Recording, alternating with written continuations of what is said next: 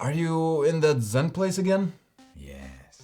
But maybe you wanna still play a game? Always. In this video, we're gonna rank the best chill, relaxing games out there. Sometimes you don't want to stress over rules or decisions in the game, yet you want a game. We made a list of all the games we can imagine that could fit this category and then individually rank them. And now we're mashing the results together to create one single list of top 10 games that will make you chill and relaxed. So freaking chill. So let's jump into the 10th place. Herbaceous. What game is that? Herbaceous. Sorry, what?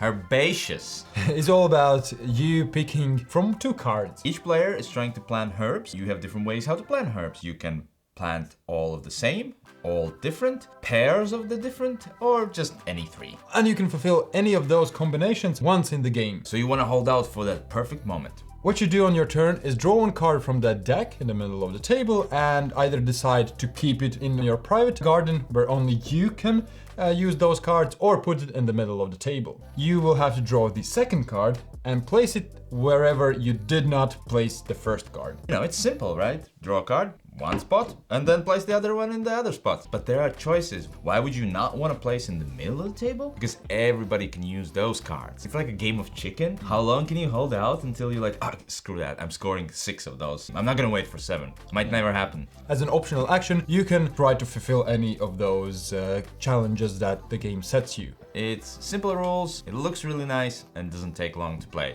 Chill as chill gets. There's 9 more that should get more chill as we go, right? Okay. So chill, and let's continue. Number 9, 7 Wonders Architects. Game that can be played up to 7 chill players. The game ends immediately when somebody has finished one of their wonders. And how can you do that? Well, by picking cards. You have 3 piles next to you, 1 in the center and 1 to each side of you. And on your turn, you have to pick one of those cards. Those cards might be resources that help you build your wonder. Those cards might be technology cards that get you extra scoring points or special abilities, or there might be war cards. War cards give you strength, and whenever there's enough war cards picked, the combat triggers and you check who has the most. Those people get extra victory points. Other than that, it's really chill, really simple, and lovely game for bigger amounts of players. Number 8, Canopy! Another card picking game where you have piles of cards and you need to choose which pile you will pick. There's a pile and you can check it, and if you don't pick that one, you just don't want to pick that card,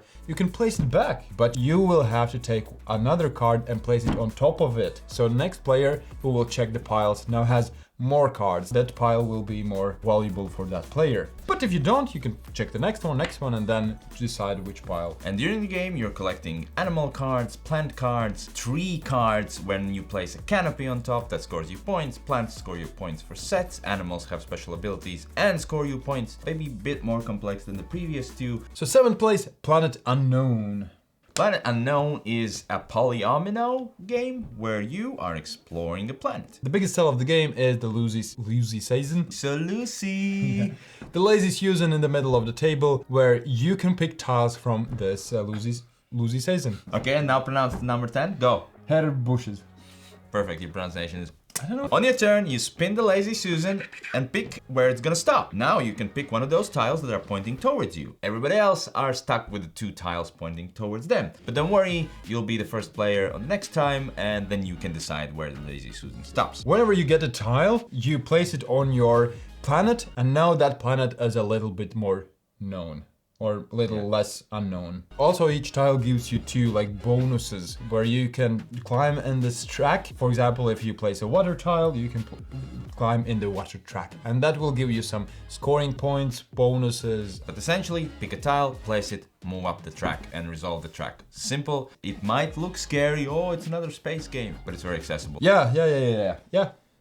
Number 6 then. Ayla and something shiny. Ayla, aka the list starter. Because this was the game that we actually played with my wife when we were super tired at night because of the little kiddo. This was just perfect when you don't want to think too much. You just want to relax, almost like read a book, yet make decisions that matter. In this game, you play Ayla, a little rabbit girl that sees something shiny on top of a mountain. She promises her friend that she will find out what that is. The game is divided into 6 scenarios, each with their own different cards and different unique mechanisms. The same basic mechanism works through all of them, where you have a deck, you draw a card, and then you have to resolve what's on there. It might be a skill check, might be just A or B, might be something else. And then you continue through this deck, and that's one day. A scenario lasts 7 days. And depending on your choices, you sometimes will remove cards or add cards to the deck, so next day will look different. And also at the end and beginning of the game, you will get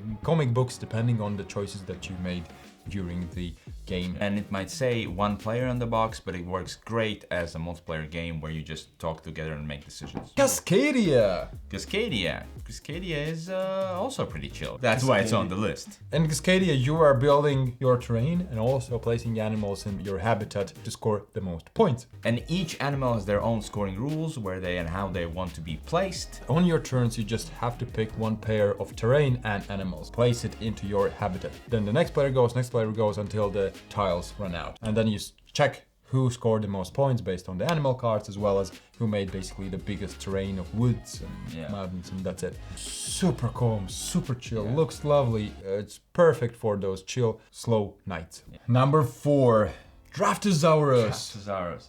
Draftosaurus is a game where you're building your own zoo of dinosaurs. But it's a unique drafting game. You're not drafting cards, you're, well, drafting dinosaurs. In the game, you have your dinosaur park, and you can place dinosaurs in there. Get a fistful of dinosaur meeples. And you choose which one you want to keep, and keep it in the other fist, and then pass it on to the next player. So you secretly draft at the same time, and then switch the dinosaurs around and then draft again. There's just limited dinosaurs. You want to make the combos perfect in your zoo, but maybe other players will draft exactly what you need. Because each of the enclosures in your zoo has specific placement rules. For example, here all the dinosaurs have to be different, all the same, only 1 species of dinosaur can be placed here. Looks lovely, can be played almost with anybody, and is relaxing unless somebody starts shouting at you because you took the last red dinosaur. Happens from time to time. And with time to time, he means every time. That's also qualifies as time to time. Top 3, are you ready? Star Wars deck building game.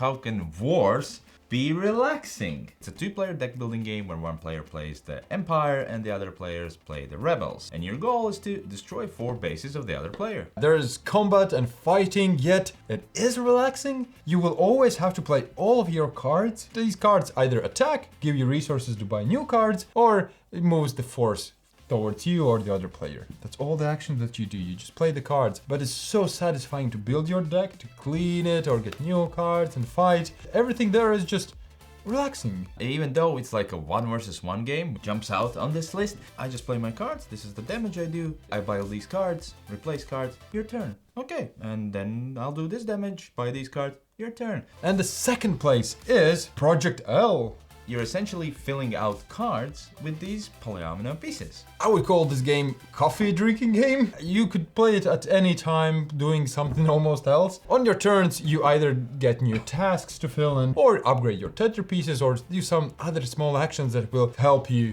complete tether pieces and score points at the end of the game. We're doing our own thing, and it feels great because when you complete some things, you get more things. The only interaction is that if somebody grabs the last task and can't be refilled, the game's going to end.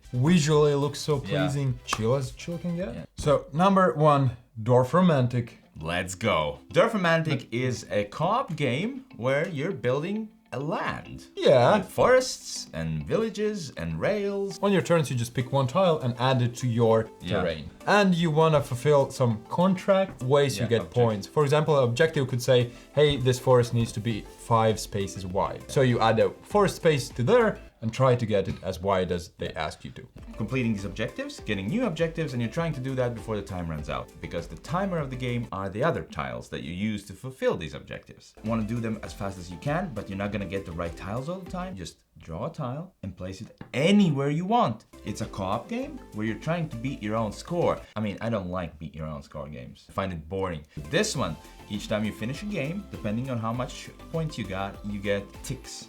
And then you can tick off circles, and that will unlock new ways of scoring points. And the ultimate goal is to get 400 points, which you can't do from the get-go because you haven't unlocked new stuff. Every game feels satisfying because you're trying to do your best, but even if you didn't do your best, you still get those ticks that you can unlock new stuff. It looks really nice. The cooperative nature of the game gives even more chill. You sometimes can get really good combos where you place a tile, finish an objective, then add new objective, finish it immediately, get even more points, build a city that you just feel satisfied about mostly, and except when Yanis places all those tiles in the wrong places and it just... Chill. Those are the chillest games that we could find. What else is out there? Let us know in the comment section. All the games that make you feel like you're in the Zen place. Our definition of also chill is supporting our channel. Then you're super chill. Because that helps you make... That just helps us, okay? Chill. Oh, sorry. And also you get an extra video every month.